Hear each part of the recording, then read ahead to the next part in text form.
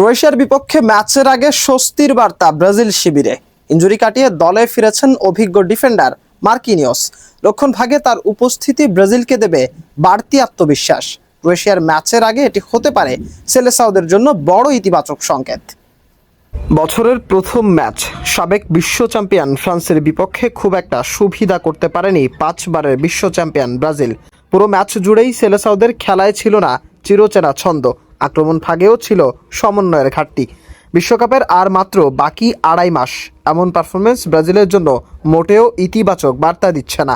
হেক্সা mission শুরুর আগে coach Carlo আনচেলোত্তির সামনে এখন সবচেয়ে বড় চ্যালেঞ্জ সেরা একাদশ গঠন। ফ্রান্সের বিপক্ষে ম্যাচে কিছু পরীক্ষা নিরীক্ষা করেন ইতালিয়ান এই কোচ। 3 জন নতুন ফুটবলারের অভিষেক করানো হলেও সেই সিদ্ধান্ত খুব একটা ফলপ্রসূ হয়নি। বিশ্বকাপের চূড়ান্ত স্কোয়াড ঘোষণার আগে ক্রোয়েশিয়ার বিপক্ষে ম্যাচটি ব্রাজিলের শেষ প্রতিযোগিতামূলক ম্যাচ। এ ম্যাচকে সামনে রেখে ফুটবলারদের মধ্যেও জায়গা পাওয়ার লড়াই তীব্র।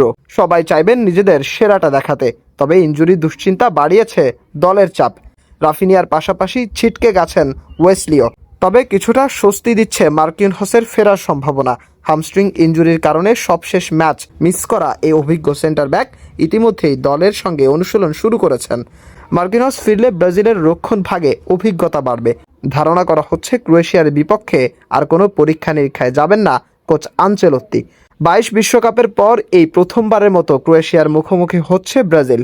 কাতারের কোয়ার্টার ফাইনালে এই দলটির কাছেই হেরে বিদায় নিতে হয়েছিল সেলেসাওদের। সেই ম্যাচে পেনাল্টি মিস করেছিলেন মার্কিনহস।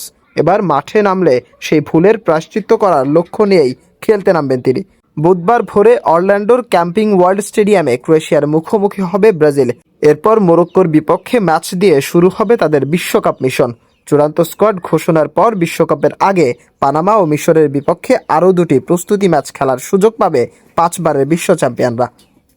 মাশরাফি, নিশানা স্পোর্টস।